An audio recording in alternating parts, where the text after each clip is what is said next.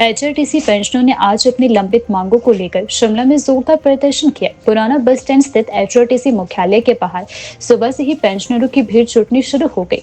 पेंशनरों ने DA, medical बिलों का भुगतान करो जैसे नारों के साथ जोरदार नारेबाजी की और अपनी नाराजगी जाहिर की। पेंशनरों का कहना है कि उन्हें लंबे समय से डीए नहीं दिया जा रहा और उनके मेडिकल बिल कई महीनों से लंबित पड़े हैं।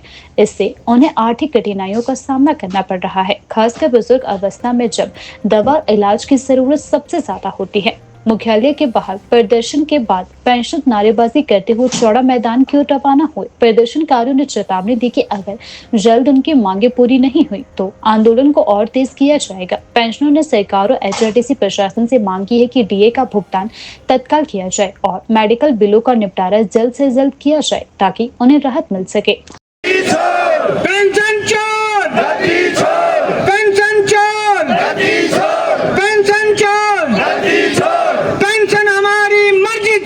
नहीं चलेगी, नहीं चलेगी। पेंशन हमारी मर्जी तुम्हारी नहीं चलेगी, नहीं चलेगी। एचआरटीसी पेंशनर एकता जिंदाबाद, जिंदाबाद, जिंदाबाद। एचआरटीसी पेंशनर एकता जिंदाबाद, जिंदाबाद, जिंदाबाद। एचआरटीसी के पेंशनरों का शोषण बंद करो, बंद करो, बंद करो। पिछले 2 महीने से पेंशन नहीं मिटाई गई है और एक तरफ सीएम हमारे जो ट्रांसपोर्ट मंत्री हैं कि वो बोलते हैं हमें बताओ कि किस महीने की पेंशन नहीं मिली, तो पिछले महीने हमें पेंशन नहीं दी गई और हम दर पर फटते रहे। उसके बाद 1 महीने की पेंशन डाली गई है जबकि हमें दूसरी महीने की पेंशन भी ड्यू है, मगर सरकार हमें इस बात को भी देने नहीं चाहती। बाकी एचआरटीसी से सौतीला व्यवहार कर रही है। बाकी विभागों को 50,000 रुपया मिल गया, एचआरटीसी को उसका कोई नामो निशान नहीं है। जब कोई आपदा आती है तो एचआरटीसी का एम्प्लॉय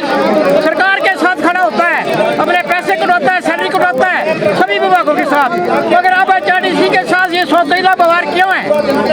बाकियों को पेंशन मिल रही है, एचआरटीसी को नहीं मिल रही है। अब त्योहारी सीजन है, आगे दिवाली आ रही है, हमें तो ऊपर वाले पे भरोसा है और हम सीएम से ये बोलते हैं, रिक्वेस्ट भी करते हैं कि आगे त्योहारी सीजन है और हमारे हक हमें दिए जाएं। इसके अलावा हम वही मांग करते हैं जो हमारा व्यू है, हम एक्स्ट्रा नहीं मांगते सरकार से, हम वही चीजें मांगते हैं जो हमारी फंसी हुई है। हमारा एरियल हम लास्ट पड़ाव के हैं, हमारे साथी जो है 72 साल क्रॉस कर गए हैं, पता नहीं कब ऊपर से बुलावा आ जाए। अगर उनको उनका हक ही नहीं मिला, अगर उनको उनका पेंशन का हक नहीं मिला और जो उनके व्यू नहीं मिले, उन्हें देखे नहीं, तो इस काम करने का क्या फायदा? ये पहली बार हुआ है कि पेंशनों को बांटा गया है, कुछ को पेंशन मिल गई, कुछ को नहीं मिली, कुछ को पिछले महीने की पेंशन अभी इस महीने 10 तारीख को पड़ी, जबकि इस महीने 10 तारीख को पिछली पेंशन ही पड़नी चाहिए थी। ये हमारे एक बुजुर्ग हैं, देखो लीडर हमारे ये सरकार, और आज देखो किस पोजीशन में है और आज ये अपना हक मांगने के लिए सरकार के पास खड़े हैं। एक सीनियर सिटीजन, वरिष्ठ नागरिक, ये कैसी सरकार है कि वरिष्ठ नागरिक का ऐसा हाल है?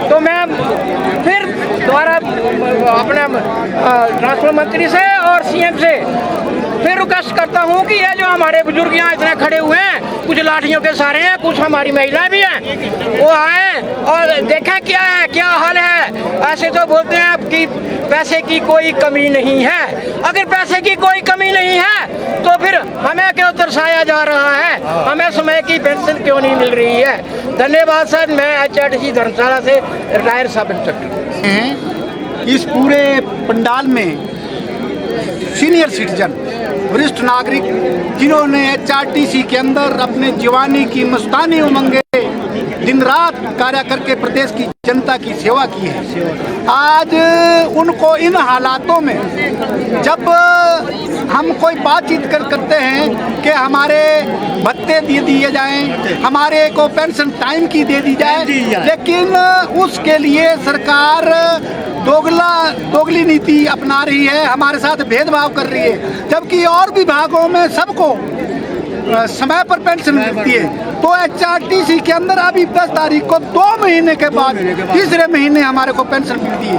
अभी जब हमारे प्रतिनिधियों ने मंत्री से और मुख्यमंत्री से बात की तो वो आर्थिक संकट का रोना रोते हैं। मेरा इस सरकार से ये कहना है कि जब तुम अपने विधायकों का विधानसभा में विरोधी दल के नेता को अपने साथ मिलाकर विरोधी दल के नेता का लाखों रुपया वेतन बढ़ाते हो, जब तुम चेयरमैनों को जो वित्त मंडली के चेयरमैन और वाइस चेयरमैन भर्ती किए हुए, जब वो पिछले महीने आप उनका लाखों रुपया वेतन बढ़ाते हो, तो ऐसे आपके कारनामों से पता नहीं लगता है, ऐसा नहीं लगता है कि सरकार किसी आर्थिक संकट में है। और इतनी भारी संख्या में हमारे को किसी ये शौक नहीं है नारे लगाने का।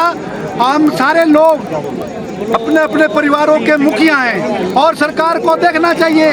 और मैं तो ये कहना चाहूँगा, जब ये सरकार बनी थी हमारे को, हमने खुशियों में लड्डू बांटे थे, हमने सोचा था, हमने कहा भी था मीडिया में कि हिमाचल ट्रांसपोर्ट के ड्राइवर रहे शीला राम जी के सुपुत्र हिमाचल प्रदेश के मुख्यमंत्री बने हैं। उनको हमारे प्रदेश के मुख्यमंत्री जी को Himachal Pradesh road transport corporation के ड्राइवर का सुपुत्र होने का गौरव प्राप्त है।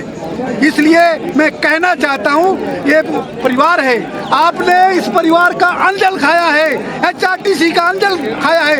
अगर तुम लोग अपने परिवार को नहीं देखोगे, अगर तुम लोग अपने मित्रों को देखोगे, तो ये नहीं चलेगा। और ये आज का ये आंदोलन जिसकी शुरुआत सबने मिलजुल के केलोंग से लेके, चंबा से लेके, नाहन से लेके, कांगपियो से लेके, केलोंग से लेके सारे लोग यहाँ पर इकट्ठे हुए हैं।